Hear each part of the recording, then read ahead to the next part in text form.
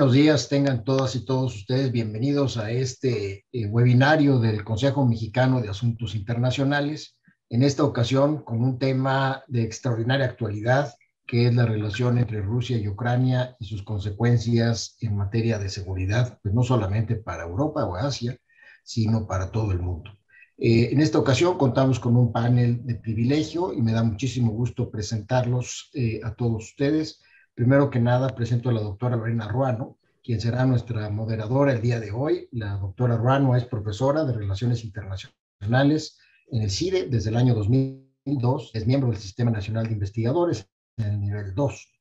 Es licenciada de Relaciones Internacionales por el Colegio de México con una maestría y doctorado en la Universidad de Oxford.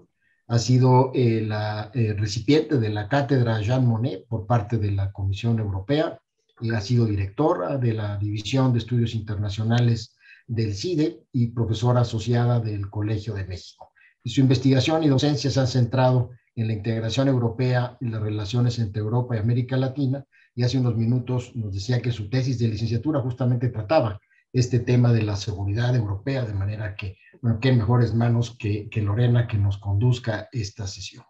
También doy la bienvenida a Erika Ruiz Sandoval, licenciada en Relaciones Internacionales por el Colmex, con maestría en Políticas Públicas por la Universidad de Princeton y con especialidad en Estudios de Integración Europea por el Instituto Tecnológico Autónomo de México, con una maestría en Relaciones Internacionales e Integración Europea por la Universidad Autónoma de Barcelona.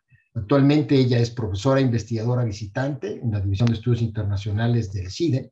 Anteriormente ocupó cargos muy importantes en la Secretaría de Relaciones Exteriores, fue la coordinadora de asesores del entonces subsecretario de Relaciones Exteriores de la Cancillería, así como también en su momento fue la Sherpa segunda por parte de México para el G20. Ha trabajado en la Cancillería en otras posiciones y bueno, pues actualmente, además de tener su actividad docente que mencionaba yo en el CIDE, lo es también.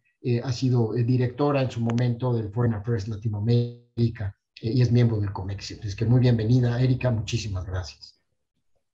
Y le doy la cordial bienvenida igualmente a la embajadora Beata Wagner, internacionalista, doctora y profesora de Relaciones Internacionales en el Instituto Tecnológico de Estudios Superiores de Monterrey, aquí en la Ciudad de México.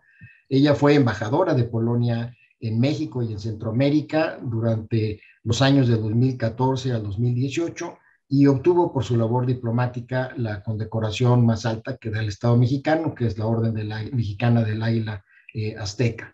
Estudió su doctorado en Historia de Relaciones Internacionales en la Universidad Complutense de Madrid y actualmente, además de su labor docente, es comentarista en temas internacionales y columnista en el Heraldo de México. Igualmente también es miembro del COMEXI. Muy bienvenida, Beata. Y doy la más cordial bienvenida también a Bruno Valvanera, quien nos acompaña desde Barcelona, quien ha colaborado por cerca de 35 años en diferentes bancos de desarrollo. Estuvo 5 años en Nacional Financiera, 5 años en Bancomext, y posteriormente se incorporó al Banco Europeo de Reconstrucción y Desarrollo con sede en Londres, donde trabajó por cerca de 25 años. Fue jefe de la oficina del banco en San Petersburgo, de manera que conoce perfectamente la realidad de Rusia, en donde, bueno, pues a través de las varias oficinas, pues se cubría la totalidad de las operaciones en Georgia, Armenia, Azerbaiyán, Moldavia, Bielorrusia, así como también operaciones en el resto de Asia Central, Uzbekistán, Turkmenistán, Tayikistán, Kirguistán y Mongolia. Él es ingeniero industrial de la Universidad Iberoamericana, en donde cursó un diplomado de análisis político y cuenta con un diplomado en finanzas del ITAM y una maestría en administración de la Universidad de Chicago. Así que muy bienvenidos, muchísimas gracias por acompañarnos y pues dejo los micrófonos y la conducción en la doctora Ruano. Muy bienvenidos, muchas gracias. Muchísimas gracias, doctor Alcocer. Es para mí un gusto moderar esta mesa esta mañana sobre un tema que me parece ser más importante en la seguridad mundial el día de hoy.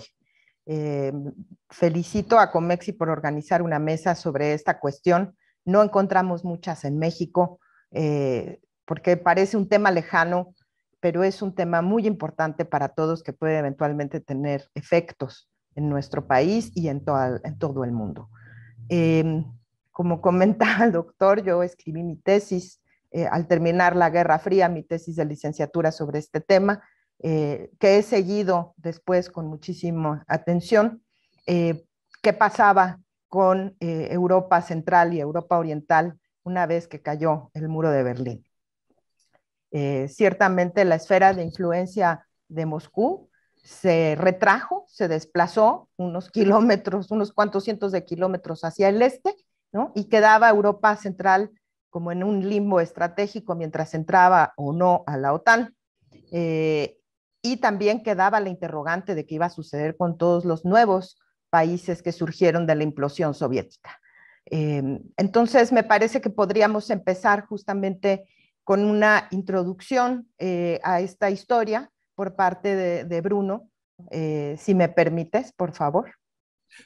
Muchas gracias, Lorena.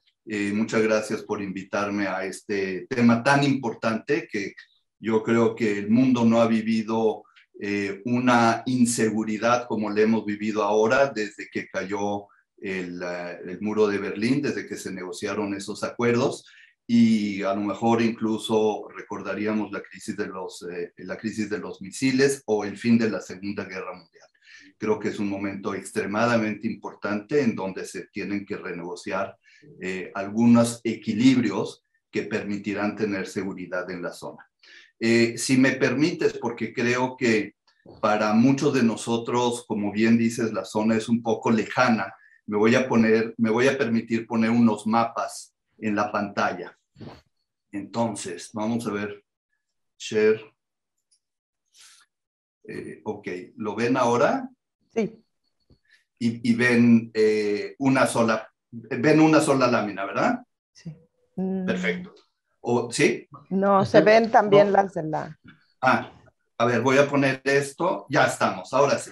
Muy bien. Entonces, yo creo que vale la pena recordar un poco cómo estaba la geografía en aquel entonces, porque yo creo que para México, que es donde yo crecí, quedaba un poco desconocido lo que era Europa del Este, lo que eran los países de la ex Unión Soviética. En esta primera lámina podemos ver lo que se conoció como la cortina de acero, en donde pueden ver que empieza con Alemania del Este, que está ahí, y bueno, también está Polonia, Checoslovaquia, Hungría, y todos los países que en rojo, que forman parte de los países alineados al este. Quisiera yo destacar aquí algunas cosas. La primera es que en blanco o en gris han permanecido los países Finlandia, Suecia, Suiza y Austria, que han querido ser países no alineados. En amarillo tenemos lo que fue conocíamos la Yugoslavia, que se fragmentó en varios países, que también fue una zona no alineada, y Albania, que está un poco ahí abajo en los Balcanes, que de ser alineado decidió no estar alineado. El resto en color morado es la Europa que fue la OTAN en ese momento, pero esto fue lo que dio origen en 1991 a una recomposición geográfica de la zona. En esta segunda pantalla lo diferenció de lo que es la ex Unión Soviética, que no es lo mismo, que únicamente incluye 15 países. Claro, el país más importante y que es el país más grande del mundo es Rusia, y entraremos un poquito más a detalle a todos ellos. Están los 3 países bálticos, que son los países que ahora son miembros de la OTAN y que de alguna forma son los que se movieron más rápidamente hacia la Unión Europea. Y son los países en donde existe a lo mejor un resentimiento más grande hacia la invasión Rusia, y por eso es que decidieron moverse rápido. Además, al ser países relativamente pequeños, pudieron hacer eso. Hay un pequeño enclave ahí, junto al número 4 en rojo, que es la zona de Kaliningrado, que es extremadamente importante porque es un territorio ruso que está rodeado de países que no son Rusia, pero que es un territorio en donde Rusia tiene la capacidad de desplegar misiles de mediano y de largo alcance, y que definitivamente debe ser una zona de preocupación. Si nos seguimos hacia el sur y hacia el este, tenemos en el número 5, ese es Bielorrusia, luego tenemos Ucrania, en el 6, en el 7 es Moldova. En el 6, Ucrania, pueden ver que todavía en los mapas internacionales está Crimea. Sin embargo, en los mapas rusos, Crimea ya estaría pintado como si fuera como un territorio ruso. En el número 8 es Georgia, que es un país en el que yo viví. En el 9 es Armenia, 10 es Azerbaiyán, 11 Kazajstán, 12 Uzbekistán, que por cierto es un país que está en medio de un proceso de transformación económica, yo diría la más importante y la más rápida, la más profunda de toda la zona o incluso en general del mundo, hacia unas economías de mercado y hacia cierta democracia todavía un poco incipiente.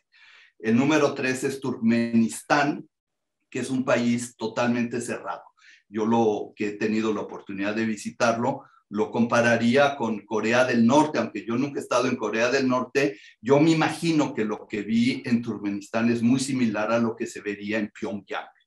El número 14 es Kirguistán y el número 15 es Tayikistán. Entonces, estos son los 15 países de la ex Unión Soviética que nuevamente, insisto, hay que diferenciarlos del resto de los países de Europa Central, que también formaban parte de la cortina de acero.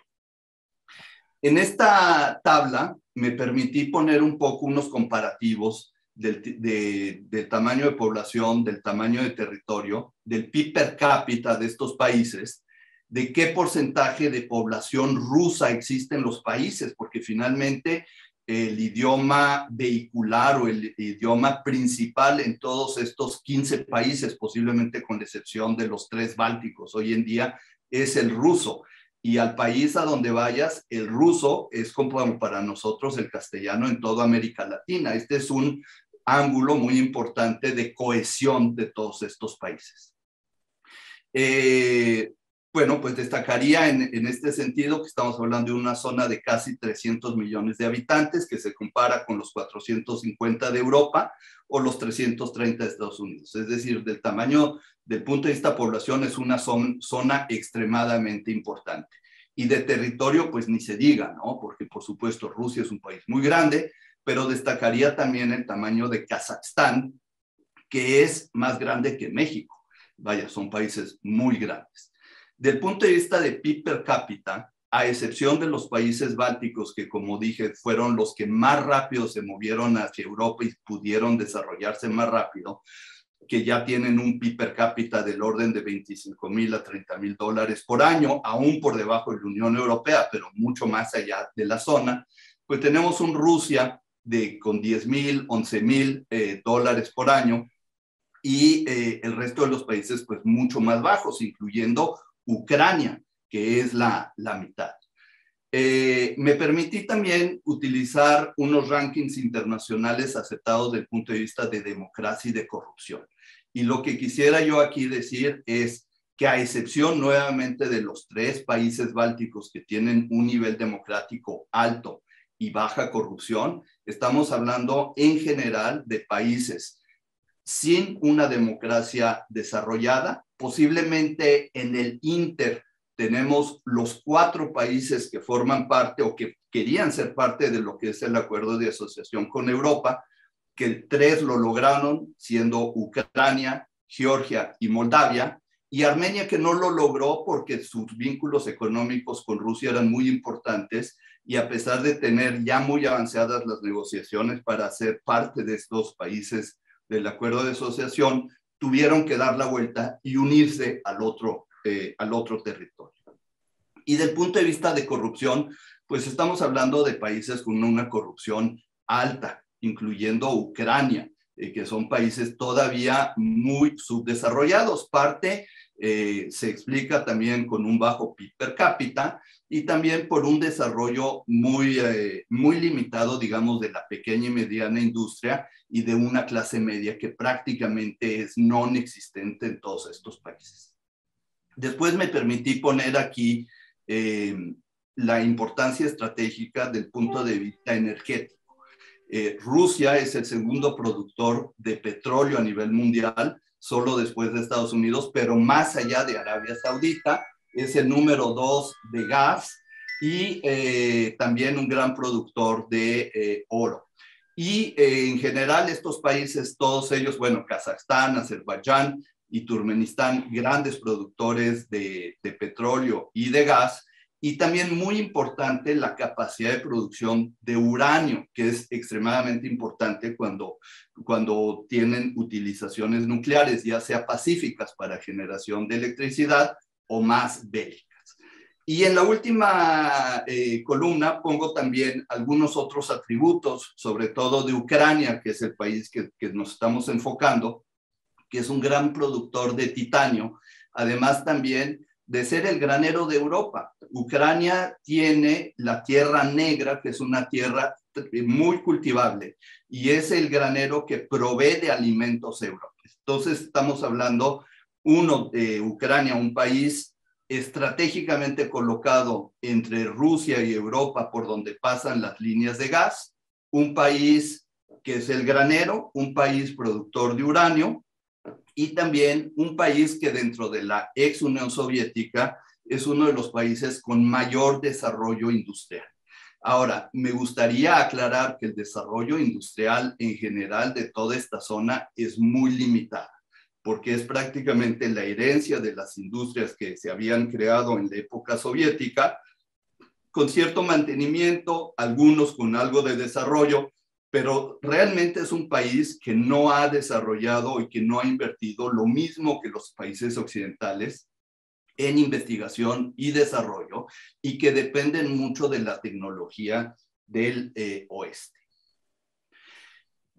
Quisiera pasar ahora a los territorios que tienen conflictos congelados, y después hablaremos del conflicto nada congelado, al contrario, muy abierto de Ucrania. Tenemos 3 zonas de conflicto.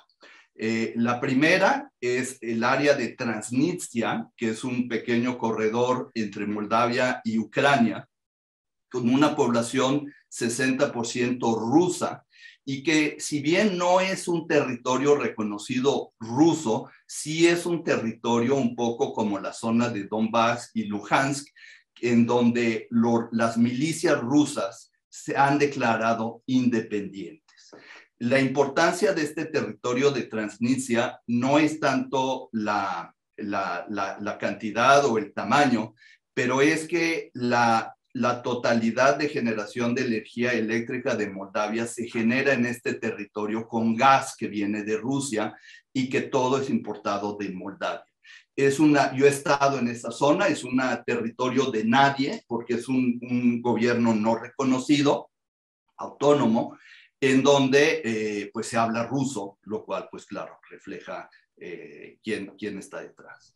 En el número 2 están los 2 territorios que se han declarado independientes en Georgia después de la invasión rusa en 2008 y con el apoyo de Rusia para declarar su independencia. Estoy refiriendo a Abjasia, que es el territorio a la izquierda junto al Mar Negro, mucho más poblado y mucho más rico porque también tiene muy buenas tierras, es el sur, y porque es un país pues, que realmente era muy bonito. Yo nunca he estado allí porque es un territorio prohibido, pero según mis amigos georgianos me indican, es realmente una zona muy bonita. Y Osetia del Sur, que es un territorio mucho más pequeño, pero que es un territorio que tiene un túnel de conexión con Rusia por donde llegaron los tanques rusos en 2008.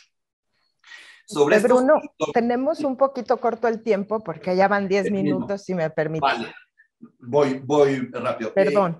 Quiero enfatizar que Abjasia y Osetia del Sur son territorios cuya independencia ha sido reconocido por países miembros de la ONU. ¿Cuáles son? Son Rusia, Venezuela, Nicaragua, Siria y un país del Pacífico del Sur. Y es importante recalcarlo porque es posible que Donetsk y Luhansk vayan a esa misma zona. Luego viene el número 3, que es la zona del conflicto de Nagorno-Karabaj. Rápidamente, el conflicto de Donetsk y Luhansk empezó en 2014. En este mapa podemos ver la zona controlada por milicias apoyados por los rusos y que no es la totalidad del territorio. y tenemos también Crimea ahí, que fue anexada por Rusia, con una gran población rusa, sí, 70-80% es étnicamente rusa. Mi última lámina en esta introducción me refiero al conflicto de Donetsk y Luhansk, en donde tenemos la línea de separación y de conflicto donde hubo actividad militar ayer que fue propiciada del lado de los independentistas, posiblemente esperando a que los ucranianos ataquen y que eso le dé una justificación a Rusia para entrar a salvar esta zona. El del lado derecho están los principales puntos del acuerdo de Minsk bajo el formato de Normandía, que básicamente es 4 países que son Rusia, Ucrania, Francia y Alemania, más la OSCE, y en donde lo más importante es que las partes acordaron un poco bajo presión que les darían autonomías a Donetsk y Luhansk, que es lo que no se ha completado. Hasta aquí lo dejo, Lorena. Gracias. Muchas gracias, Bruno, y perdón por estar persiguiéndolos con el tiempo, pero con el fin de alcanzar a dar 2 rondas en este webinar, pues tienen poco tiempo. Entonces, bueno, a las demás, cuando lleven 8 minutos, les voy a poner la tarjeta roja para no interrumpir. Bueno, muchas gracias, Bruno. Me parece muy relevante que nos hayas dado este panorama sobre la zona, sobre la que efectivamente el conocimiento en México es poco, y sobre todo dejar claro que hay un problema de minorías rusas en los países que se independizaron o que adquirieron su independencia tras la implosión soviética en 1991. Y que Rusia, por tanto, tiene la visión, ¿no?, de que este es su exterior cercano, como lo llaman, ¿no?, y que es su zona de influencia exclusiva. Y esto ha generado, ¿no?, en la zona, pues tensiones, sobre todo en aquellos países que han buscado salirse de la esfera de influencia de Moscú y acercarse hacia la zona de influencia occidental. Obviamente esto involucra a la OTAN, por tanto Estados Unidos, y tiene que ver con los cambios en el sistema internacional y su reconfiguración después del fin de la Guerra Fría, y también, bueno, hay que saber en qué situación estamos actualmente. Entonces, para eso le voy a dar la palabra a Erika Ruiz, que nos explique por qué hace Rusia esto ahora y qué implica para Occidente dentro del contexto del sistema internacional. Erika, adelante, por favor. Muchas gracias y muchas gracias a Comexi por la invitación y agradezco estar con semejantes panelistas aquí. A ver, creo que mi punto de partida es que creo que se hizo una muy mala lectura de lo que fue 1989 y lo que fue 1991 y estas son las consecuencias. Creo que en algún punto Occidente sí se creyó la narrativa de que esto era el fin de la historia, de que todos tenían que optar por un único modelo político, la democracia liberal, un único modelo económico, el libre mercado, y que en ese sentido pues ya no había nada que la historia dejaba de tener peso. Creo que Bruno nos acaba de demostrar que la historia sigue ahí y desde cuándo, ¿no? Entonces, me parece que entre las grandes preguntas que quedaron abiertas al terminar la Guerra Fría fue ¿y para qué es la OTAN? Es decir, ¿quién es el enemigo de la OTAN? Una pregunta que creo que Rusia siempre ha contestado diciendo seré yo, y evidentemente es claro que ese es el enemigo, no solamente histórico, sino que también actual para la OTAN. Los europeos tienden a decir que sí, que Rusia es un socio estratégico y que junto con otros 9 son importantísimos para Europa, pero unos por buenas razones y otros por razones no tan buenas, ¿no? Porque preocupa, desde luego. Entonces, digamos que en todos los años que han pasado desde 1991, realmente no se ha hecho la labor necesaria para reconstruir la arquitectura de seguridad europea y atender las demandas de todas las partes, no exclusivamente de Rusia. Si lo pensáramos al revés, hoy Rusia dice yo no quiero que Ucrania sea parte de la OTAN, tampoco de la Unión Europea, la quiero aquí como una suerte de estado colchón que me proteja del otro bando. Bueno, pues si lo viéramos al revés, en caso de que Ucrania entrara a la Unión Europea y a la OTAN, pues terminarían siendo frontera con Rusia y también estarían tremendamente incómodos en ese sentido, la tensión se va a mantener. ¿Por qué Rusia da el manotazo en la mesa ahorita? Porque ni siquiera se estaba discutiendo que Ucrania fuera a entrar a la OTAN, no era inminente, no se está negociando tampoco a la Unión Europea. ¿Qué le pasó? Bueno, lo que le pasó es que en el primer año de gobierno de Biden han aumentado la intensidad de su narrativa con respecto a una Guerra Fría 2.0. Y esa Guerra Fría 2.0 pone en el papel de Unión Soviética a China.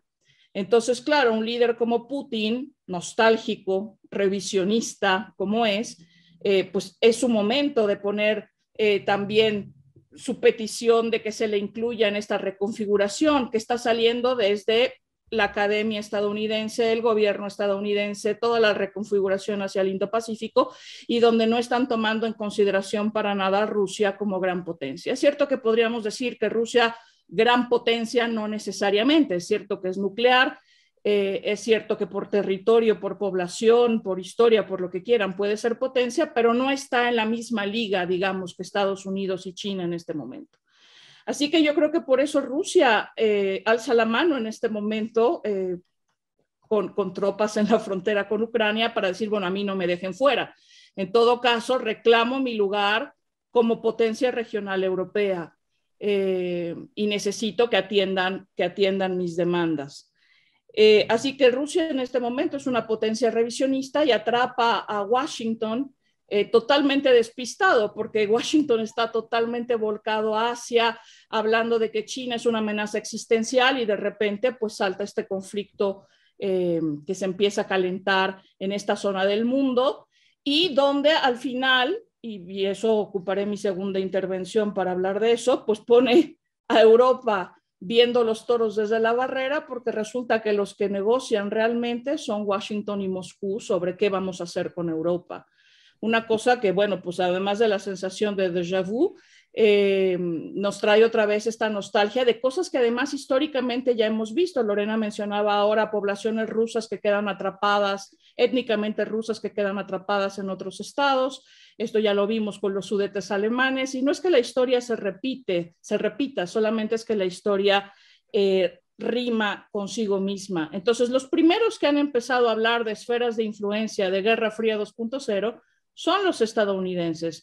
De ahí que Moscú diga, pues yo también. Si vamos a repartir otra vez el pastel, al menos quiero dejar claro que esta es mi zona de influencia tradicional y que aquí están mis líneas rojas, de aquí no paso, y además que no me cumplieron las promesas verbales que me hicieron al acabar la Guerra Fría. Entonces creo que sistémicamente sí estamos viendo una reconfiguración en el sistema internacional, que están saliendo potencias revisionistas como Rusia, que Estados Unidos está planteando un esquema bipolar, que China está empezando también a desempeñar un papel, particularmente en estas semanas que se ha acercado a Rusia, tratando de plantear que pues a lo mejor son un eje, a lo mejor son un entente, a lo mejor simple y llanamente encuentran intereses en común en contra de Occidente. Entonces, pues creo que desde esa perspectiva sí hay una deuda histórica de cosas que no se hicieron en todos los años que han pasado, por una narrativa que creo que fue tremendamente dañina en su momento y que ahora pues tiene sus consecuencias, ¿no? Y creo que Rusia pues simplemente está haciendo lo que cree pertinente dado el espacio que le han dado. Finalmente, Rusia, ¿qué ha conseguido hasta la fecha? Pues sin disparar un solo tiro, y bueno, el conflicto ha permanecido ahí, han muerto 14,000 personas desde la situación de 2004, etcétera, en Ucrania, pero ha conseguido que todo el mundo quiere ir a hablar con Putin, que todo el mundo vaya a negociar con Putin, que todo el mundo esté pendiente y leyendo las peticiones rusas y tratando de acomodarlas. Esto no es menor. Gracias. Muchas gracias, Erika, por respetar además el tiempo. Es excelente. Es interesante esta visión, digamos, de macro, ¿no? De qué hace Estados Unidos, qué hace China, qué hace Rusia, pero también es cierto, a mí me gustaría apuntar dos elementos más. En los últimos años, Rusia ha aumentado, ha modernizado a su ejército, ¿no? Ha invertido muchísimo y ya no es la Rusia de los 90 o incluso de principios de 2010, que estaba sumamente debilitada y que por lo tanto no pudo mantener esa zona de influencia, ¿no? Hoy busca recuperarla porque ha recuperado la capacidad militar para asustar más que hace 15 años, ¿no? Y el otro punto es el cambio de gobierno en Ucrania. O sea, el gobierno actual en Ucrania, ¿no? Ucrania es un país dividido, el gobierno actual en Ucrania tiene una orientación hacia Occidente. Y esto es lo que preocupa en Moscú, ¿no? Y yo creo que es importante, por lo tanto, que ahora miremos hacia la región en cuestión, hacia esos países, los nuevos miembros de la OTAN, los países como Ucrania, como Belarus, que están ahí, que son, digamos, la manzana de la discordia, pero que no siempre están siendo tomados en cuenta, ¿no? Porque esto, como tú bien apuntaste, Erika, se discute sobre todo entre Moscú y Washington, y no necesariamente se toma en cuenta lo que opinen los otros. Y para eso le voy a dar la palabra a la doctora Beata Boina para que hable justamente de la perspectiva de los nuevos miembros de la OTAN, los que sí lograron entrar a la OTAN después del fin de la Guerra Fría, ¿no? Y qué piensan sobre la crisis estos nuevos países. Beata, bien, muchas gracias, muchas gracias. Buenos días a todos, un gusto estar aquí. Efectivamente es un tema muy importante en esos momentos, la crisis más grave que vive Europa después del fin de la Guerra Fría. En cuanto a eso no hay ninguna duda. Yo añadiría a lo que dijo Erika, terminando, sí, Rusia ha logrado fortalecer a la OTAN. Eso es un gran logro también de Rusia, inesperado y seguramente no tan deseado por el presidente Putin, pero por lo que estamos viendo cómo reaccionó la Alianza Atlántica a las demandas de Putin, que pues se hicieron conocer en diciembre del año pasado, de firmar tratados con la Alianza Atlántica y con los Estados Unidos, en los cuales esas partes se comprometieran a la no ampliación de la Alianza Atlántica. Hemos tenido una respuesta, yo diría, muy clara, muy contundente de la Alianza Atlántica, no a cuestionar los principios sobre los cuales está establecida esa organización político-militar de defensa. Uno de ellos es la ampliación y la posibilidad de que los países europeos, los países que se encuentran dentro de la zona del Tratado del Atlántico Norte, pues puedan sumarse a esa alianza siempre y cuando obviamente cumplan con los requisitos y los demás los que ya están en la Alianza Atlántica estén de acuerdo. Pero voy a empezar con una anécdota que me tocó cuando llegué aquí a México en relación con la Alianza Atlántica. En su momento, en Europa Central se estaba organizando un seminario importante sobre la seguridad europea, la seguridad de Europa Central en relación con la Alianza Atlántica. Y queríamos invitar a un participante de la Cancillería mexicana para ese seminario.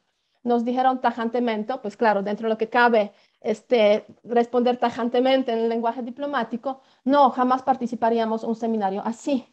Yo en aquel entonces me quedé como que sorprendida, pensando ¿por qué? No, porque la Alianza Atlántica es la herramienta de los Estados Unidos para, digamos, su control, y algunos dirían, muchos dirán aquí, es la herramienta del imperialismo estadounidense. Y es a través de esa perspectiva cómo se ve, se puede decir, en general en México, gran parte también de América Latina, el tema de la Alianza Atlántica. En Europa, y sobre todo en Europa Central, la perspectiva es muy distinta, porque básicamente a esa organización se percibe precisamente como un remedio al expansionismo de la otra parte, el expansionismo de Rusia, que pues conocemos la historia, tuvo su expresión a través de la Unión Soviética durante 40 años.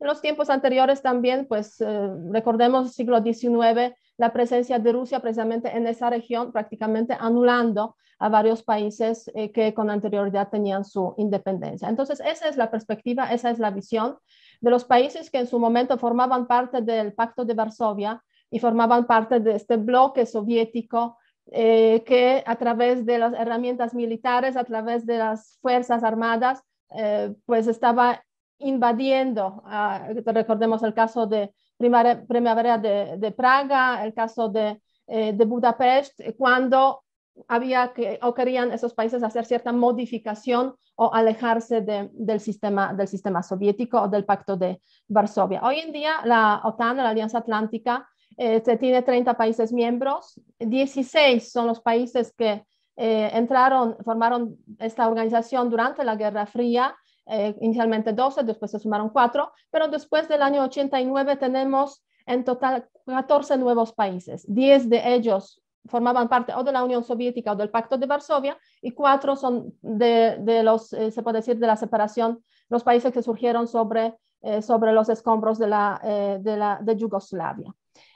NATO está percibido claramente en esos países como remedio al expansionismo ruso, y también está percibido así en Ucrania y en Georgia, los dos países que han hecho, se puede decir, un cambio importante en cuanto al gobierno, más o menos a principios del siglo XXI. En caso de Ucrania, pues tenemos la situación en 2004, la Revolución Naranja, un poco antes, pues una revolución de similar naturaleza en el caso de Georgia. Ambos países han expresado voluntad política de sumarse tanto a la Unión Europea como a la Alianza Atlántica, siguiendo, se puede decir, el camino que han seguido sus antecesores, o sea, por ejemplo, países bálticos, Letonia, Estonia, Lituania, que formaban parte de la Unión Soviética, ya ni hablar de Polonia, República Checa, Eslovaquia, Hungría, Bulgaria o Rumanía. Ahora bien, obviamente esas solicitudes han encontrado respuesta negativa de parte de Rusia, pero en el año 2008, hay que reconocerlo, la Alianza Atlántica en la cumbre de Bucarest puso una declaración diciendo con claridad que esos países, o sea, son europeos, cumplen, se puede decir, con ese requisito básico, pueden ser miembros de la Alianza Atlántica, siempre y cuando pues, cumplan los requisitos y haya un acuerdo general en la Alianza Atlántica y entren en un programa que se llama Membership Action Plan para la preparación. Ninguno de ellos está ahora en ese programa, por cierto. Eso ocurrió más o menos en abril 2008. En agosto 2008 Rusia atacó Georgia, generando pues ocupación básicamente de territorio, las dos repúblicas de los que habló Bruno en su presentación, y que las reconoció también como repúblicas, como países independientes, repúblicas independientes. Entonces sí, la Alianza Atlántica es un remedio para esos países, y durante mucho tiempo, cuando hablamos de los nuevos miembros de la Alianza Atlántica, durante mucho tiempo, desde Polonia, por ejemplo, entró en la Alianza Atlántica en 1999, Polonia, República Checa, Hungría, después la siguiente ampliación a otros países, etcétera, etcétera. Todos esos países, sobre todo los que son fronterizos de Rusia y los fronterizos, digamos, de los países post-Unión Soviética, han solicitado mayor presencia de la Alianza Atlántica a través de las Fuerzas Armadas o a través de la infraestructura en su territorio. Polonia, Letonia, Lituania, para mencionar solamente los tres, pero también Rumanía entra en este caso. Durante todo ese tiempo, la Alianza Atlántica dijo no. No vamos a poner Fuerzas Armadas ni infraestructura de la Alianza Atlántica para no preocupar a Rusia, básicamente. Porque al mismo tiempo, recordémoslo, la relación entre la Alianza Atlántica y Rusia pues, se encontraba en, yo diría, bastante buen estado, con el consejo que establecieron Unión Europea y Rusia para sus relaciones bilaterales, una cooperación en más de 25 ámbitos, como lo menciona la Alianza Atlántica, etcétera, etcétera, etcétera. O sea, una cooperación relativamente buena entre las dos partes. Y ese respeto, digamos, de parte de la Alianza Atlántica para no poner ahí fuerzas armadas en los nuevos países, sabiendo que tampoco hay riesgos de parte de Rusia, ¿no? O sea, no tiene caso cambiar algo que pues, podría generar innecesariamente desequilibrios. Ahora bien, ¿cuándo se ponen infraestructura nueva y fuerzas armadas de la OTAN en esos países? A partir de finales de 2014. La invasión de Crimea ocurre febrero-marzo más o menos 2014, incorporación de Crimea al territorio de Rusia, y a finales de este año hay una cumbre de la Alianza Atlántica en la cual se decide establecer 4 batallones, 4 grupos de batalla de la Alianza Atlántica en 4 países, Polonia, Letonia, Estonia, Lituania, más las misiones de control del espacio aéreo en los países bálticos, porque es ahí donde efectivamente esos países no tienen esas capacidades. Y ya para ir cerrando, porque ya veo ahí el punto rojo en la pantalla, Lo que ha hecho esa situación, la crisis ruso-ucraniana, lo que ha generado es básicamente fortalecer a la Alianza Atlántica. A esos países les dio mucho gusto, para decirlo de alguna forma, o sea, se alegraron muchísimo y respiraron con alivio en el momento cuando los Estados Unidos y la Alianza Atlántica, los demás países de la OTAN, dijeron, Rusia ahora se está pasando, claramente, y tenemos que responder con fuerza, porque estos países están en la frontera con Rusia. ¿Qué pasaría si el conflicto entre Rusia y Ucrania se sale de las fronteras de Ucrania? ¿Qué pasará? Sería una, se puede decir, intervención en el territorio del Tratado del Atlántico Norte.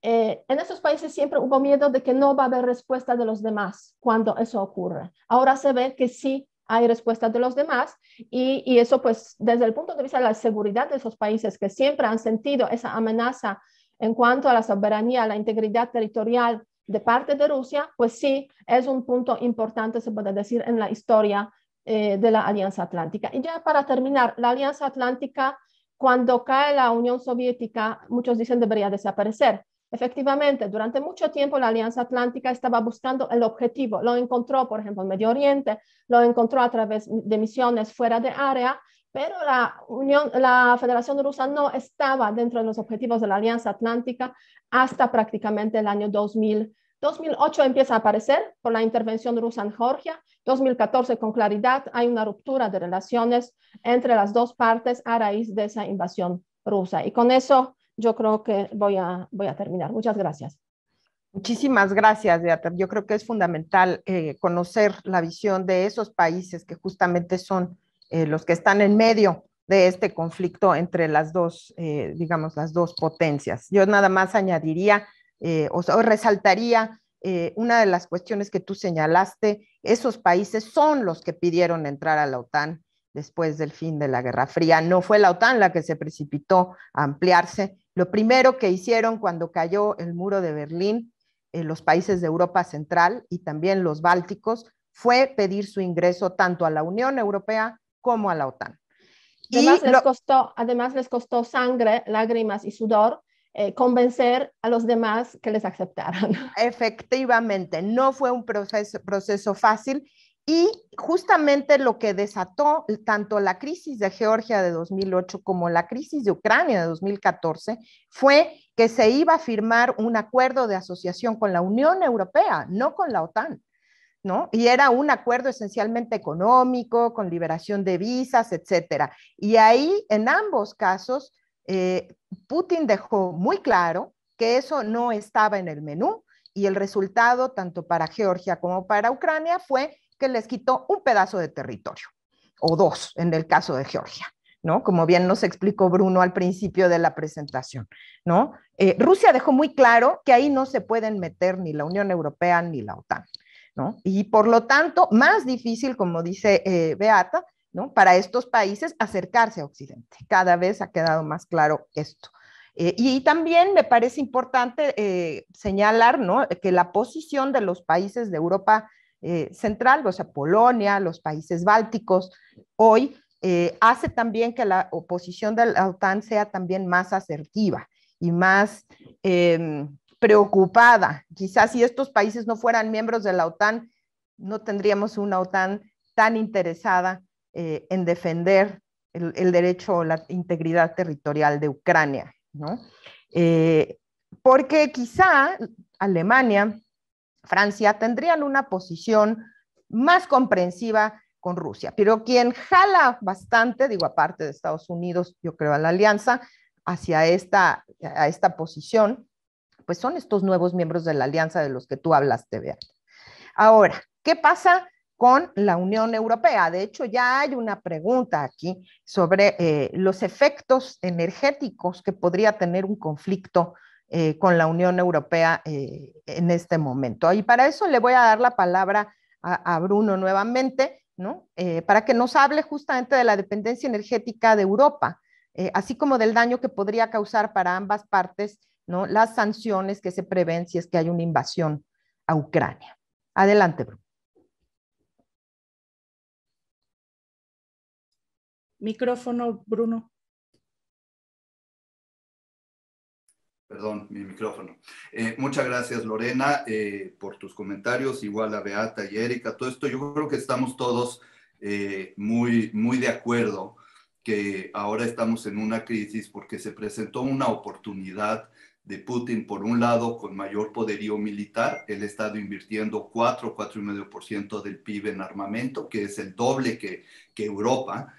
Ha modernizado a sus tropas, ha desplegado casi 200,000 soldados, que es el 20% de sus soldados en las fronteras de Ucrania, y es una tropa militar similar a la que existe en Ucrania, y que de alguna forma yo creo que Putin estaba apostando, uno, a la debilidad de Biden, llegando a Estados Unidos con una confrontación después de la época de Trump con sus aliados, y una Unión Europea un poco desmembrada con la salida de Gran Bretaña, de Inglaterra, y yo creo que él estaba apostando a que no iba a haber este unísono, que hoy sí lo vemos. Yo creo que cuando hablamos de sanciones, está muy claro que hay un acuerdo entre los 27 países de la Unión Europea y de Estados Unidos sobre la gran mayoría de las acciones que podrían aplicar a Rusia en caso de que decidieran hacer una invasión militar. Y yo creo que hay que regresar a esto después, porque lo que escuchamos ayer de Rusia es que dice que la respuesta de Estados Unidos no está tomando en cuenta sus peticiones de seguridad, que prácticamente estamos hablando de no moverse más hacia el este y de mover el armamento que desplegaron en las zonas que Beata nos dijo, que son Polonia y los Bálticos, no quieren tener ahí.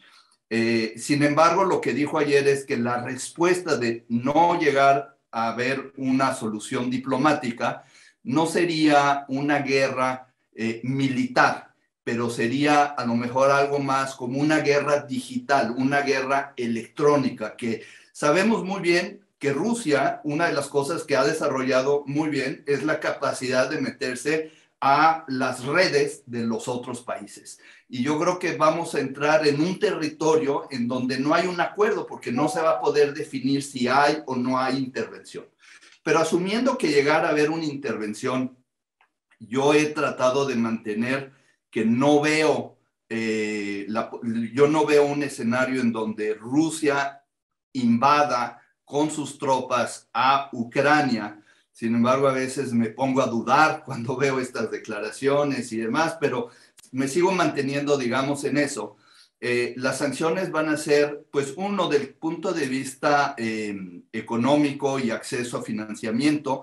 No olvidemos que Rusia hoy en día está sentado en unas reservas internacionales muy grandes, tienen 600,000 millones de dólares de reservas, por lo cual esto equivale a 2 o 3 años de importaciones, aún sin recibir ingresos de sus exportaciones. Es decir, son unas reservas internacionales muy altas. Viene el tema de lo que dicen que es la sanción grande del SWIFT, que los incomunicaría financieramente del resto del mundo, como se le hizo a Irán cuando se le sometieron estas sanciones, y que efectivamente fue un problema muy grande para Irán para poder comerciar con su petróleo. Pero el tema en donde yo no veo que haya una solidez en la respuesta es con respecto al tema energético. Y me voy a permitir volver a poner aquí una lámina, poco, vamos a ver dónde, share screen, perdón, en donde, sí, nada más que tengo que poner esto grande. Listo. En esta lámina donde trato de poner pues varias cosas juntas es la dependencia energética de los países de Europa y las fuentes. Del lado izquierdo tienen importaciones de petróleo, de gas natural y de carbón con el origen. Y pueden ver que el origen número 1 de todo esto es Rusia. Y del lado derecho de la lámina que les estoy presentando es país por país cuál es la dependencia energética que tienen. Todos ellos tienen gran dependencia energética, pero digamos de los países grandes, con gran PIB, con gran población, una parte clave es Alemania. Y yo creo que el Nord Stream, que es un gasoducto que ya hay una parte en operación de 50 millones de metros cúbicos al día y que está construida la segunda, que es para doblar la capacidad, que todavía no entra en operación, realmente a Alemania le causaría un gran problema de repente cerrar la válvula del gas. Porque si bien el petróleo se puede subir a barcos y de alguna forma se puede mover, el gas es mucho más difícil de mover. Y vimos en la conferencia de prensa de la semana pasada entre el canciller alemán y el presidente de Estados Unidos que decían, Biden dijo, no tengan ustedes duda que Nord Stream lo vamos a cerrar. Y cuando le preguntaron al canciller alemán, dijo, pues ya nos pondremos de acuerdo, ¿no? Yo creo que ahí hay un tema que todavía no está totalmente resuelto. Otro elemento que quisiera yo poner sobre la mesa es hoy, siguiendo la conferencia de Múnich de seguridad que empezó hoy en la mañana, primero con una intervención del secretario general de las Naciones Unidas y luego un panel de la ministra de Relaciones Exteriores de Alemania y de Tony Blinken. En un momento le preguntaron a Blinken que cómo visualizaría él un mundo nuevo en donde Rusia está de acuerdo con China y está el resto del mundo. Y bueno, la respuesta fue decir lo siguiente. Rusia y China representan el 20% del PIB mundial, mientras que Estados Unidos y Europa es el 40%, y si a eso le sumamos Corea, Japón y otros aliados que no están ahí, pues es más del 50%. A mí me preocupó un poco lo que dijo Blinken, porque es regresar nuevamente a la Guerra Fría. Esto que pensábamos nosotros que ya estaba resuelto, como bien dijo Erika, en donde dijimos, vamos a dejar los sistemas autoritarios de lado, vamos a dejar las economías controladas de lado, y el modelo a futuro es la democracia y el modelo al futuro es economías de mercado, pues pareciera que nuevamente estamos poniendo eso en causa. Y yo creo que realmente hoy en día de lo que estamos hablando es de cómo podemos llegar a un nuevo equilibrio en donde las partes están a gusto. Por un lado, la OTAN, la expansión, la seguridad energética y las grandes potencias mundiales. Agregaría otro jugador clave en todo esto, es Turquía, que si bien Turquía es miembro de la OTAN, es casi, de hecho, no de los 12 originales, pero mucho antes de la expansión de Alemania del Este, Turquía es un país que ha demostrado también a veces estar importando aviones militares rusos, a veces jugar con Europa, pero claramente sus conceptos de democracia y de libertad no son los conceptos que hay en Europa.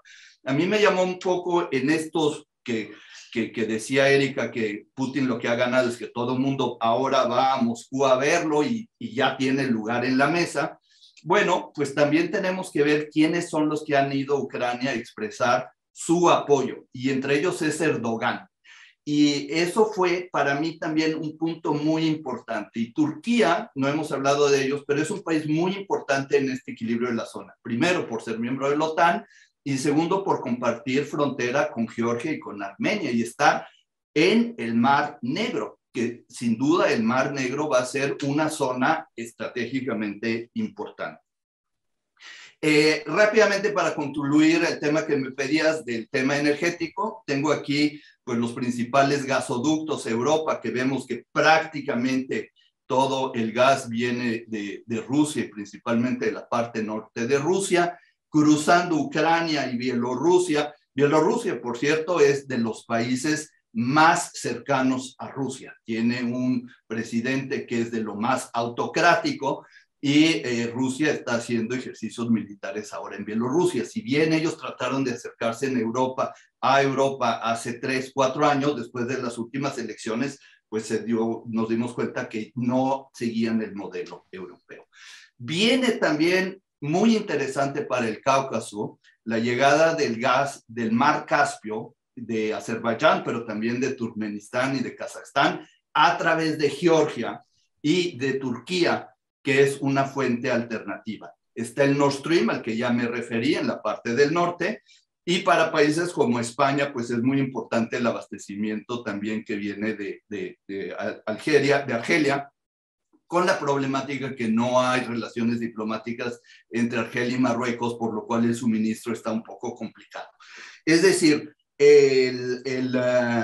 la dependencia energética es algo que le da pues cierta debilidad a Europa en este momento, particularmente en invierno. Con esto terminaría.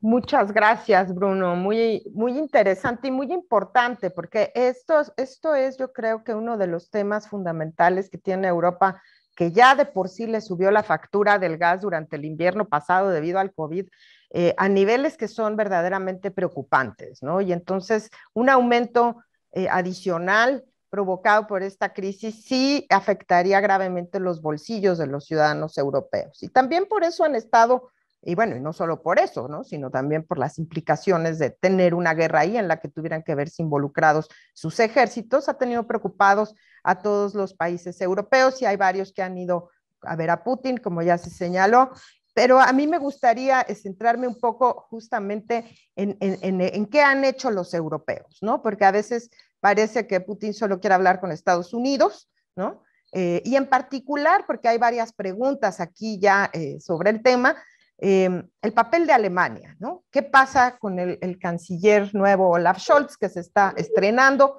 ¿no? ¿Cómo se articula la Unión Europea ahora que ya no está Merkel, que era la crisis manager de la zona, ¿no? ¿Realmente logra Macron reemplazarla o no? Erika, ¿tú qué opinas? Pues que la Unión Europea ha despertado una pesadilla terrible para ella, ¿no? Creo que durante mucho tiempo Europa ha sido tremendamente complaciente consigo misma en el tema de seguridad, viviendo bajo el paraguas de seguridad estadounidense. Una primera sacudida vino con Trump, cuando Trump, recuerden que fue a gritarles que o pagan su parte o francamente que se olviden. Y creo que a partir de ahí Europa se dio cuenta que Estados Unidos quizá no es el aliado incondicional que habían considerado durante todo el tiempo. Si llega otra vez Trump al poder o cualquier otro semejante, podría ser que no salieran a la defensa de Europa. Hay que pensar que ahorita en Europa ya hay generaciones que no recuerdan, ya no digo la Segunda Guerra Mundial, no recuerdan la Guerra Fría. Entonces todo esto les está resultando tremendamente chocante. No piensan en términos de realpolitik, les parece todo gravísimo y creo que ahí Europa tiene un problema. Además, insisto, todo el tiempo que ha pasado desde el fin de la Guerra Fría y hasta la fecha, parece que Europa en parte no ha hecho los deberes. Ya en las guerras de Yugoslavia se describía a Europa como gigante económico, enano político y gusano militar, y resulta que estamos prácticamente igual. Es decir, Europa no solamente no tiene autonomía estratégica, sino que ni siquiera sus políticas comunes de exterior o de seguridad están a pleno rendimiento o han detonado todo el potencial posible. Entonces, Europa se enfrenta a una decisión crucial, porque esta sí es también una crisis existencial para Europa. No lo fue Brexit. Esto es una crisis existencial porque peligra la seguridad de los estados europeos definitivamente. Entonces, estoy de acuerdo con Beata de que que la OTAN sale fortalecida, pero también Europa tiene que buscar pues, su propio camino y ver cómo se defienden solos, porque no tienen garantía de que alguien más los vaya a ayudar. Ha habido muchas quejas de que por qué a Europa no la dejan sentarse a la mesa, porque solamente hablan Washington y Moscú, Bruselas, ¿qué? ¿No? Pero en parte eso tiene que ver con esto de que realmente no hablan con una sola voz en política exterior, no hablan con una sola voz en materia de defensa, y en ese sentido, y no tienen realmente una identidad europea como tal en esos temas, así que eso está pesando sobre la Unión. Por otra parte, también es cierto que la percepción de la amenaza es muy distinta según en qué parte de Europa estén. Desde luego que los bálticos, Polonia, etcétera, lo tienen mucho más fresco y es mucho más alarmante para ellos lo que está pasando que lo que podrán decir en Lisboa o lo que se pueda decir en Madrid o lo que se pueda decir en París quizá, ¿no? Yo destacaría aquí dos cosas. La primera es que la OTAN no se va a meter a defender a Ucrania. Esa sería mi apuesta. ¿Por qué? Porque Ucrania no es miembro de la alianza, no tendrían por qué hacerlo. En cambio, sí se están preparando por si Rusia decide ir más allá de Ucrania. Ahí sí tenemos un problema si toca a Estados miembros de la OTAN.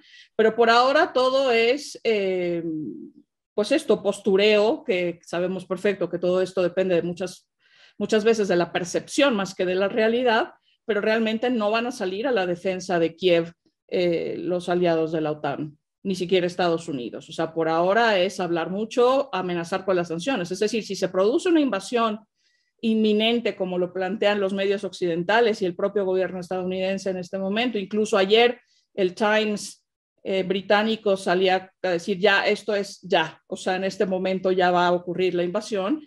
La primera reacción serán las sanciones tremendas que le quieren poner a Rusia para ver si con eso la disuaden, pero en el Inter, pues que se defienda Ucrania ya con las ayudas económicas que le han dado, con el equipo militar que le han dado, pero no van a intervenir los aliados de la OTAN. Por otra parte, quisiera destacar el papel de dos actores europeos que siempre están en estas cosas, que son Francia y Alemania. Creo que Putin ha elegido bien su momento. ¿Por qué? Porque tiene un canciller alemán nuevecito. No es lo mismo hacer esto con Merkel, que llevaba todos esos años, como dices, de crisis manager de Europa, hacerlo con alguien que se está estrenando en el puesto, además en una coalición muy complicada, porque recuerden que están gobernando con los verdes, y los verdes, pues estas cosas militares y de seguridad, pues no son su pan de cada día, por el contrario, ¿no? Entonces, ahí hay un flanco débil para Alemania. Scholz se le ha criticado mucho por no ser suficientemente contundente, ni con Rusia ni con China, pero bueno, pues va llegando, se va estrenando en estas lides y va a tomar tiempo que volvamos a ver a una Alemania poderosa en ese sentido en la figura de su canciller. En cuanto a Nord Stream, es cierto que Scholz dijo, pues ya se verá, pues sí, porque todo lo ha pagado Alemania.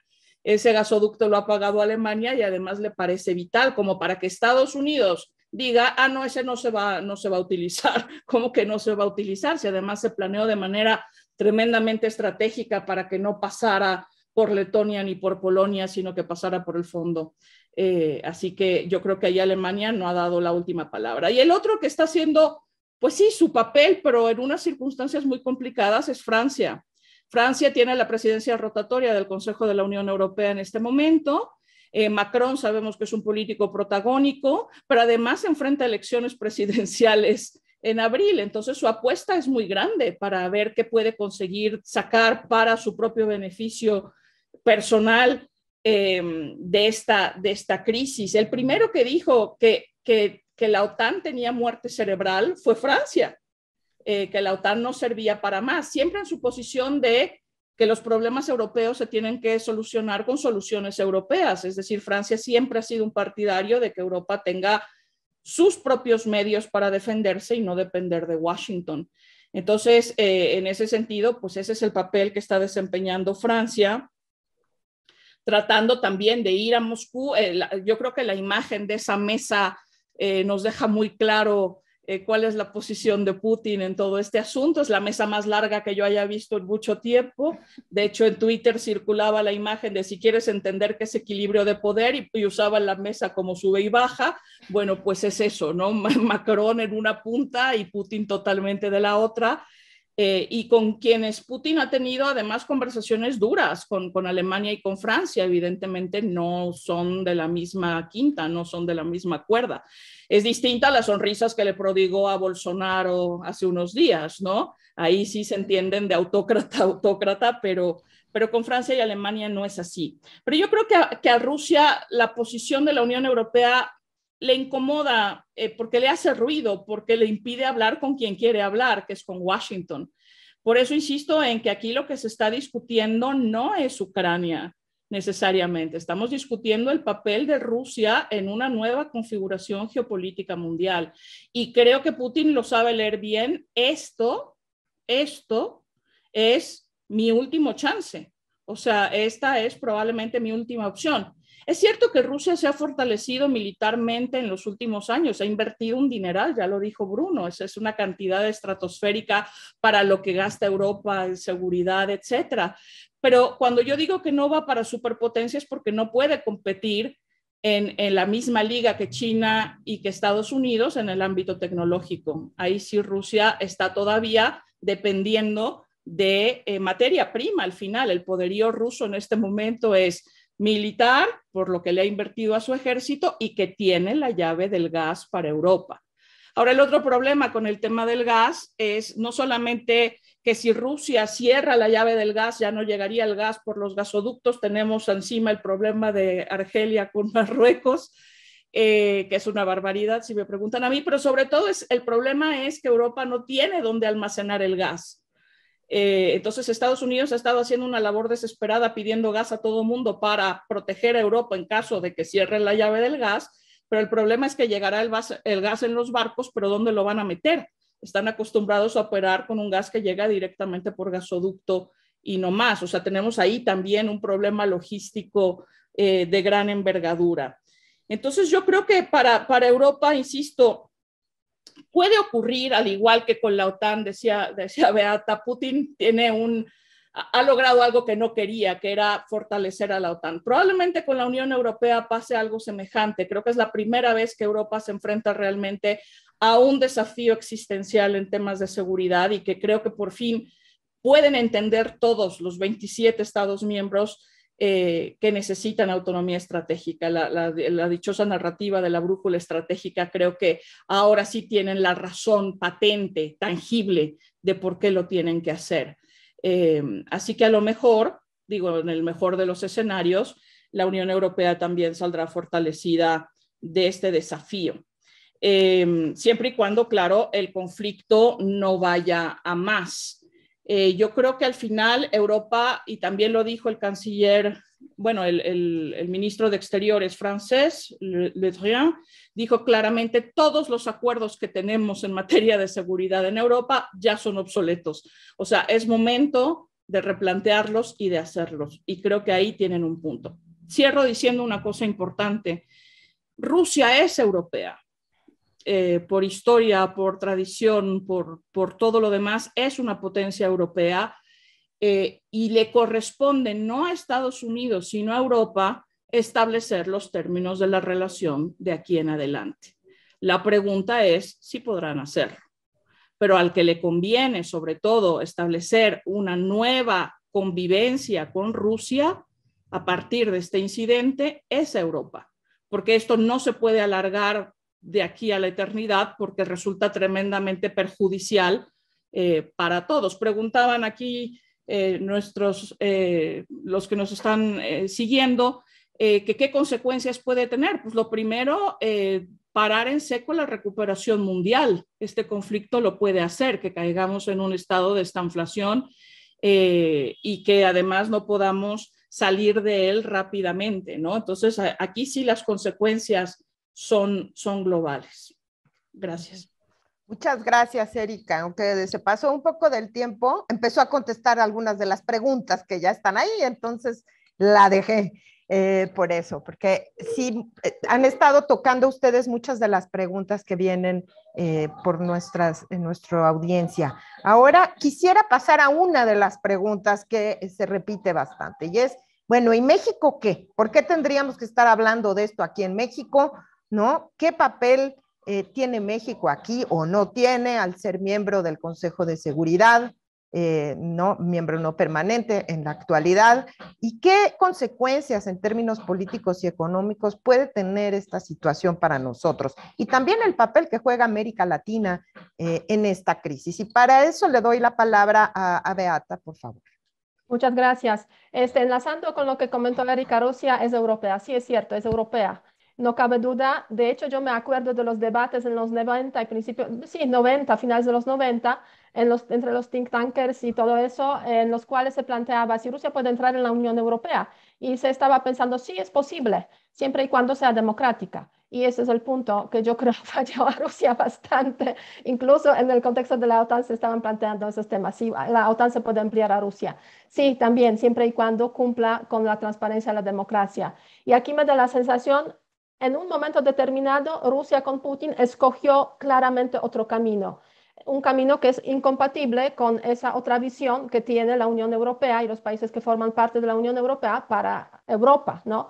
Cómo combinar, hacer compatibles esos caminos, yo creo que es muy difícil, casi imposible en esos momentos, y es a raíz de eso cuando surge la crisis, de hecho, porque es la crisis de percepciones distintas, enfoques distintas de hacia dónde deben evolucionar, digamos, los países europeos. Pero bueno, más allá de eso, efectivamente, el tema de México, que me estás comentando, Lorena, yo creo que es muy interesante, muy importante en este contexto. ¿Dónde está México en el contexto de la crisis ruso-ucraniana?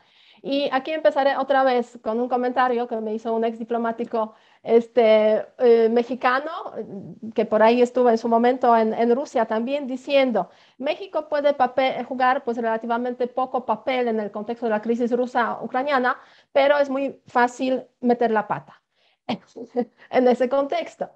Y la verdad es que yo creo que sí es cierto, porque efectivamente, por las razones geográficas, razones económicas que son escasas, tanto con Rusia como con Ucrania, podríamos decir, pues tampoco hay tanto motivo como para preocupación, están ahí lejos. Y más allá de las consecuencias globales que podría tener esa crisis para mercados energéticos y los precios de gas, por ejemplo, en México, que eso sí sería preocupante.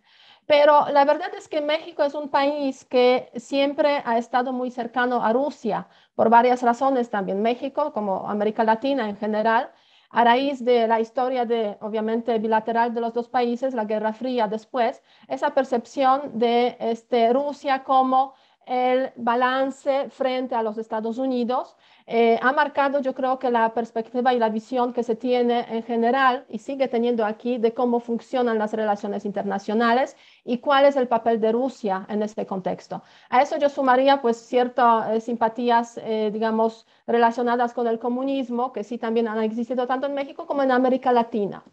Ahora bien, el papel de México en este conflicto, si lo vemos desde sus comienzos, o sea, desde el año 2014, pues yo diría que ha sido bastante equilibrado. Las reacciones, digamos, oficiales del gobierno, las reacciones de la diplomacia mexicana.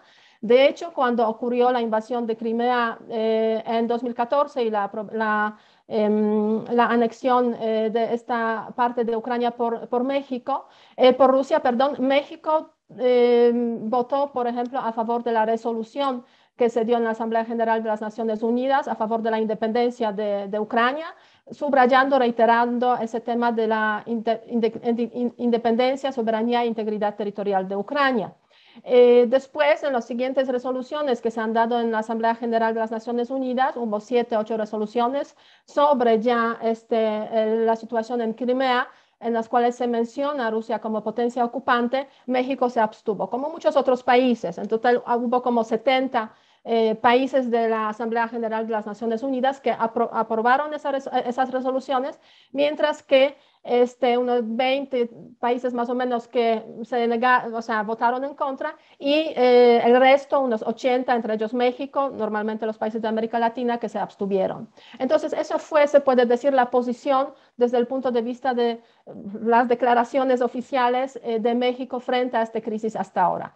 ¿Cómo es precisamente el comienzo de este año, que yo creo que México está en el Consejo de Seguridad de las Naciones Unidas, pues ha entrado directamente a tener que lidiar con esta crisis, porque es muy fácil, pues, un poco evitar la situación estando en la Asamblea General de las Naciones Unidas y abstuviéndose, pero cuando ya toca hablarlo, discutirlo en el Consejo de Seguridad de las Naciones Unidas, pues sí hay que declarar, hay que tomar posición. Y ha habido 2 momentos hasta ahora en los cuales México ha tomado su posición.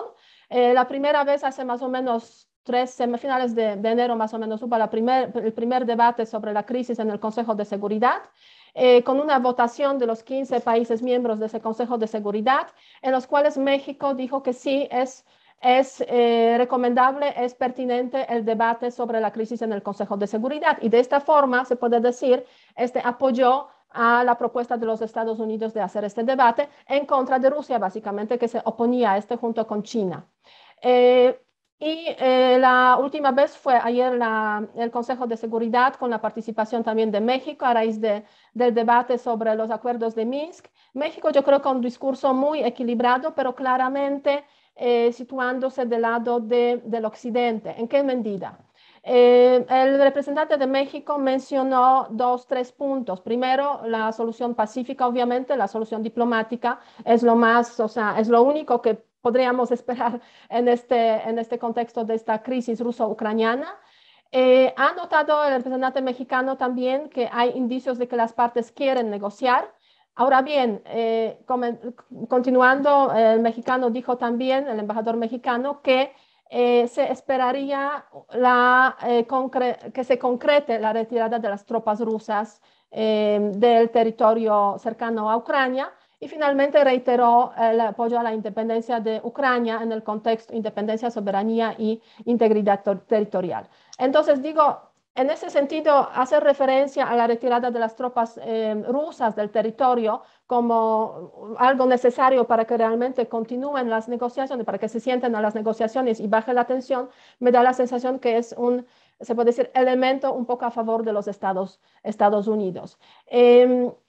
Yo creo que así va a mantenerse la posición mexicana, a no ser que lleguemos al punto cuando haya necesidad de votar alguna resolución en el Consejo de Seguridad de las Naciones Unidas, que es el momento cuando puede ser realmente problemático el asunto y cuando se pueden imponer, se puede decir, consideraciones políticas sobre las evaluaciones diplomáticas que México, o sea, la diplomacia mexicana tiene en este contexto. Pero hasta ahora yo creo que una posición pues equilibrada con cierto movimiento hacia los Estados Unidos y esperando probablemente una situación más compleja en el futuro. Si lo comparamos con Brasil, que es otro país de América Latina en el Consejo de Seguridad de las Naciones Unidas, aquí Brasil ha mantenido, yo diría, intento de pues abstenerse básicamente de participación en los debates. Cuando en 2014 tuvimos la ocupación de Crimea, Brasil fue de los países que se abstuvieron en por ejemplo, resolución sobre integridad territorial de Ucrania, y en general se abstuvieron de todas las resoluciones de la Asamblea General. Y en ese contexto de los debates de este año, pues básicamente han mantenido una posición también un poco al margen, sí llamando a la solución diplomática, pero no mucho más allá de esto.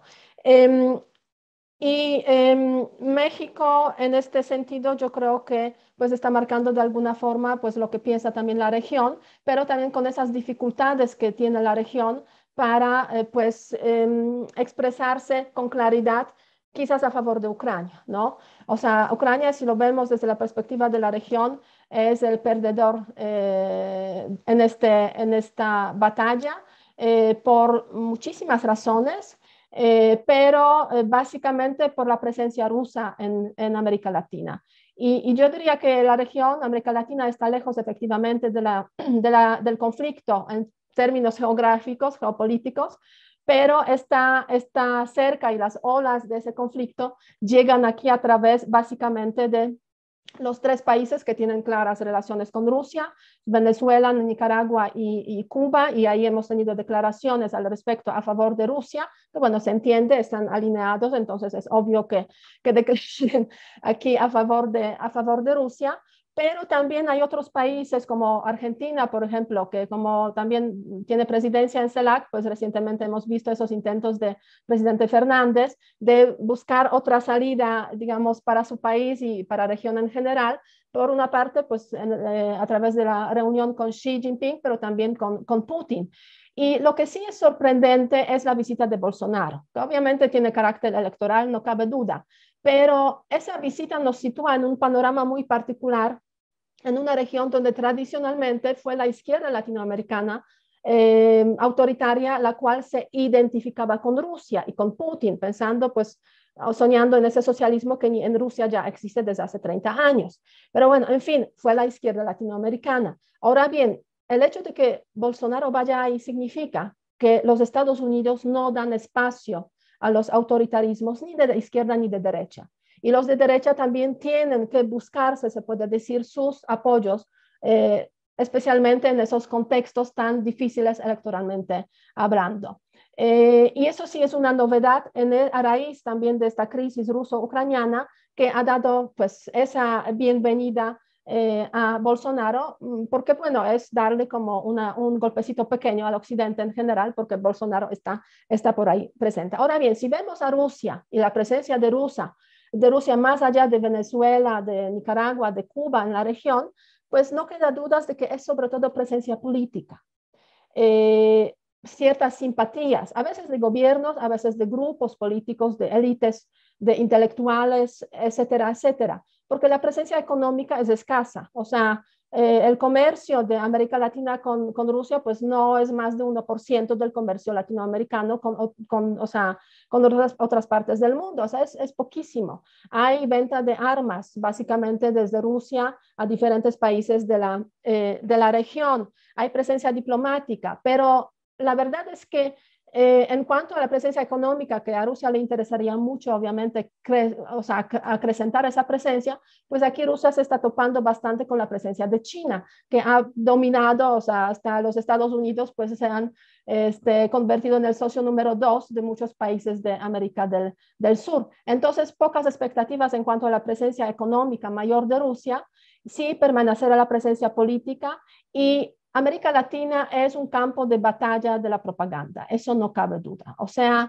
yo estaba analizando durante esos últimos tiempos ese ámbito de influencia rusa, que o sea, hay mucha influencia rusa en ese sentido, pues en muchas regiones del mundo, no cabe duda, pero el crecimiento de la presencia mediática rusa en español, en idioma español, es realmente impresionante, impactante, a través de los canales que ya conocemos, Russia Today y Sputnik, no cabe ninguna duda, pero las redes sociales, las nuevas redes sociales, sobre todo como TikTok, bueno, canales de YouTube, pero sobre todo TikTok se están convirtiendo precisamente en bocinas del mensaje ruso al mundo latinoamericano, y eso sí, como que en ese sentido, pues como digo, si analizamos la argumentación en los debates sobre el conflicto ruso-ucraniano, pues es como básicamente se justifica por qué Rusia tiene derecho a Crimea, a Ucrania Oriental, porque Ucrania pues es un país de pues corta duración, tiene problemas, entonces ¿por qué con ese régimen interno pues defender a Ucrania? O sea, debería desaparecer de hecho este país de la faz de la tierra para que Rusia pues pudiera ahí establecer su orden. Me encontré incluso con algunos programas en YouTube de algunos periodistas en las cuales mencionan Ucrania, un país gobernado por golpistas nazis nacionalistas, o sea, así directamente, y me quedé con la boca abierta. Entonces, la verdad es que sí hay mucha propaganda y además que tiene como un terreno muy fértil para recepción. Y por otra parte, no hay como una voz que equilibre esa propaganda. De parte de Ucrania, por ejemplo, que es muy débil en cuanto a la presentación de su posición en los medios de comunicación prácticamente en todos los países. Yo diría que eso es básicamente el papel de América Latina, de México, en el contexto de la crisis ruso-ucraniana. Y recordar solamente que en 2014 ningún país latinoamericano impuso sanciones a Rusia después de la ocupación rusa de Crimea, lo cual también nos refleja cuál es básicamente pues, la tendencia o la percepción de esa realidad lejana, no cabe ninguna duda, pero con esos sesgos que hacen pues precisamente poner a Ucrania pues en una posición bastante difícil, débil y casi perdida en el contexto del debate público sobre el tema. Muchas gracias. Micro, Lore, está apagado. Perdón. Muchas gracias, Beata. Afortunadamente, con sus intervenciones han ido contestando la mayoría de las preguntas. Nos quedan 5 minutos para unas últimas intervenciones. Yo nada más diría, hay una pregunta que sí se queda en el tintero, que es, bueno, los efectos de los aumentos del gas y del petróleo, de sus precios para México, ¿no? En resumen, lo que va a pasar es que van a aumentar los precios, eso le va a venir bien a Pemex, porque va a ganar más por lo que exporta. Sin embargo, para el país, pues va a ser un problema porque también va a aumentar el precio de lo que importamos. Entonces, bueno, pues ese va a ser el efecto sobre todo, pero como decía Erika ya también, si la recuperación económica mundial se ve en entredicho por esta crisis, pues eso le va a pegar económicamente a México, sin lugar a dudas, sobre todo si le pega a Estados Unidos, economía de la que dependemos sí o sí. Entonces, bueno, quedan un par de preguntas que quizá alguno de ustedes en su última intervención de 1 minuto quiera contestar, ¿no? Sobre el tratado de seguridad colectiva que tiene Rusia con algunos de los miembros de la ex Unión Soviética. Esa es una primera pregunta. La segunda, si se puede confiar en la posición diplomática rusa y en la negociación diplomática con ellos, ¿no? Bueno, la tercera pregunta quizá interesante, pero sería larga la respuesta, ¿cómo afecta la integración europea esto? Entonces, les voy a dar la palabra en el orden que veníamos, con 1 minuto, por favor. Entonces, Bruno, adelante. Permíteme, a lo mejor voy a tocar respecto a los otros países de la zona y este acuerdo de seguridad de la zona. Quiero empezar a hacer referencia al acuerdo de Budapest, en donde Ucrania, Bielorrusia y Kazajstán aceptaron entregar su arsenal nuclear a Rusia a cambio de integridad territorial. Y estos países, a excepción de Ucrania, son parte de esta asociación de seguridad regional. De hecho, está la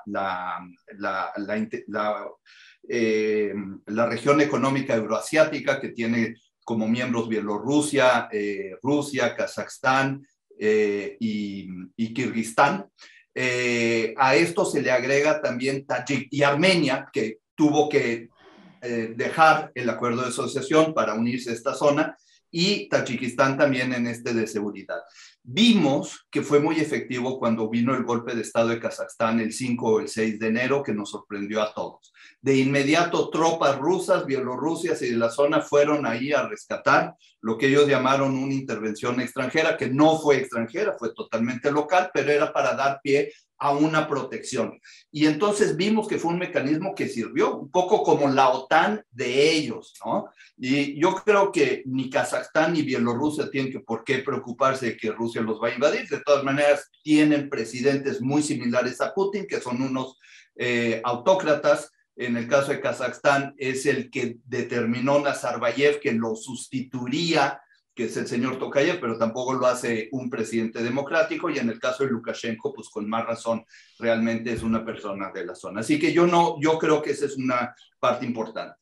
Esa era la pregunta. Quisiera yo nada más agregar que me llama la atención que Georgia se ha mantenido relativamente silenciosa a través de todo esto.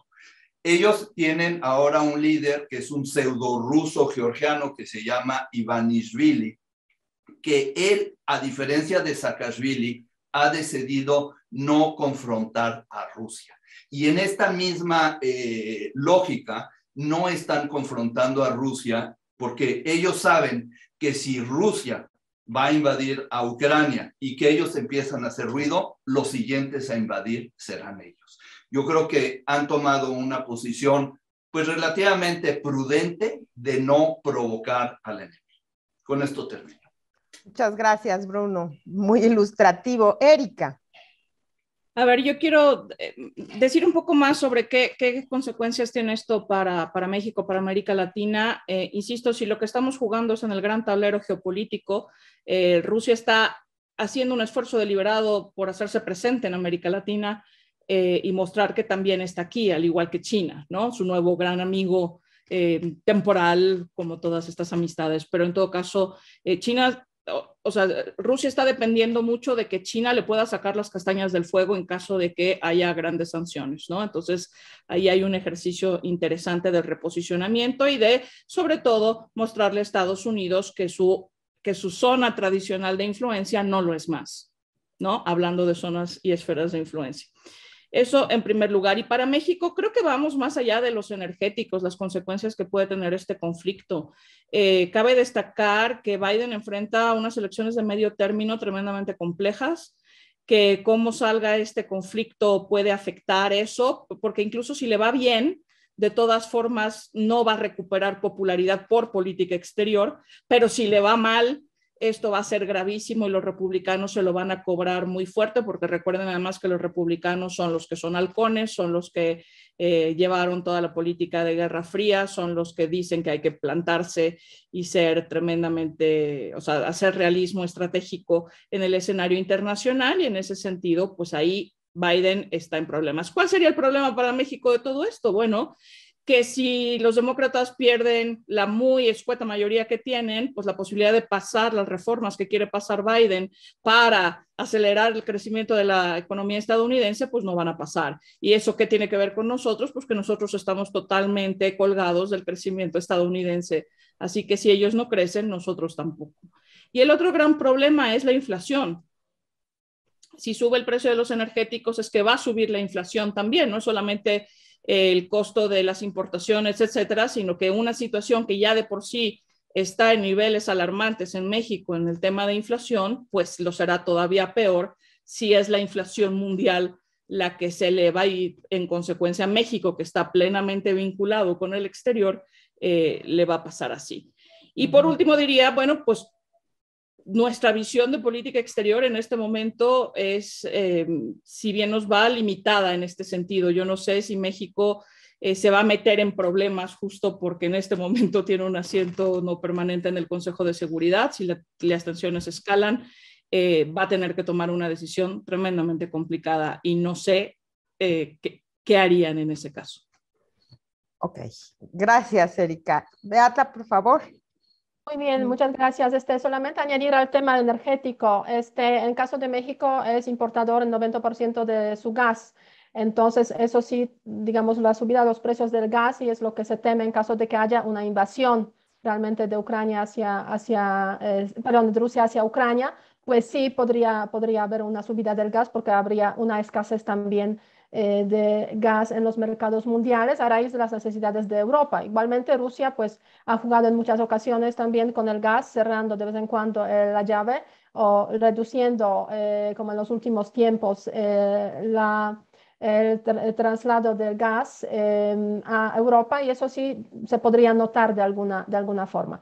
Ahora bien, si hablamos del tema de la organización del Tratado de Seguridad Colectiva, hoy en día son 6 países los que forman parte de esa organización, aparte de Rusia y Armenia, los 4 de Asia Central, y iba a ser una organización que sustituiría de alguna forma, digamos, a los temas de seguridad en el contexto de la Unión Soviética, o sea, nace sobre los escombros de la Unión Soviética, pero conforme van avanzando el tiempo, pues algunos países se han salido de esa organización, o mejor dicho, no han renovado, porque hay una renovación cada cierto tiempo de este tratado que forma base de esa organización, como por ejemplo Georgia. Y en ese contexto a mí me gustaría quizás poner atención en otro tema. Hay una narrativa muy unánime de parte de Rusia sobre el tema de Ucrania y sobre el conflicto en general. ¿Hasta qué punto existe en ese país oposición a este conflicto? ¿Cómo se manifiesta oposición a este conflicto? Prácticamente no se ve eso en los debates. Y quizás vale la pena en ese contexto mencionar que en los últimos tiempos, sobre todo en el mes de enero, han aparecido 2 cartas muy interesantes sobre qué piensan pues, grupos de ciudadanos o exmilitares sobre este conflicto, tratándolo como un conflicto que se inventaron las élites de Rusia precisamente para que la población no preste atención a los problemas internos que tiene Rusia, problemas en temas económicos, descontento en general de la sociedad, porque hay inflación, porque no ganan más, no tienen, digamos, mejores condiciones de vida. Entonces, ese también es una voz, yo diría, interesante, muy, pequeña frente a la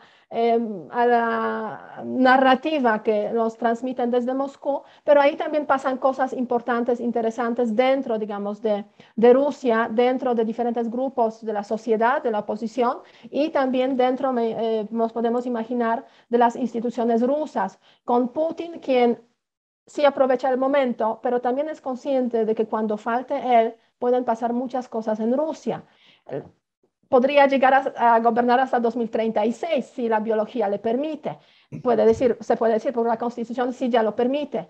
Pero en caso de que falte Putin, él quiere garantizar de que Ucrania esté con Rusia, porque considera a esos países vecinos como colchón, básicamente colchón para la seguridad rusa. Y lo está intentando hacer ahora. Es una apuesta muy arriesgada que le puede costar, yo diría, bastante, en términos también de, digamos, autoridad desde el punto de vista interno. Y hay que estar también consciente de que hay cosas en las cuales el Occidente no va a ceder.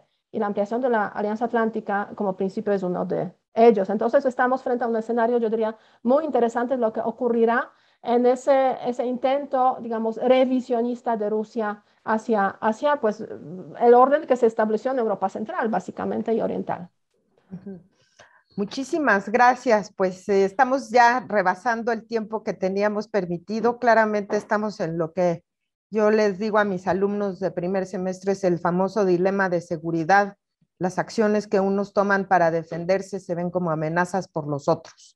Y eso es, al parecer, el problema del que no ha logrado salir Europa en su conflicto este-oeste desde hace muchas décadas ya. Les agradezco a todos, al público que nos ha seguido el día de hoy, a nuestros ponentes por ser tan claros, tan contundentes y por contestar casi todas las preguntas que el público nos ha hecho llegar por el chat. Agradezco también a Comexi por haber organizado esta mesa tan interesante y tan rica para todos. Quedaría para otros 20 webinars, sin duda. Y también nuestros ponentes darían para otros 20 webinars. Así que muchísimas gracias y que pasen un excelente viernes. Hasta luego. Gracias.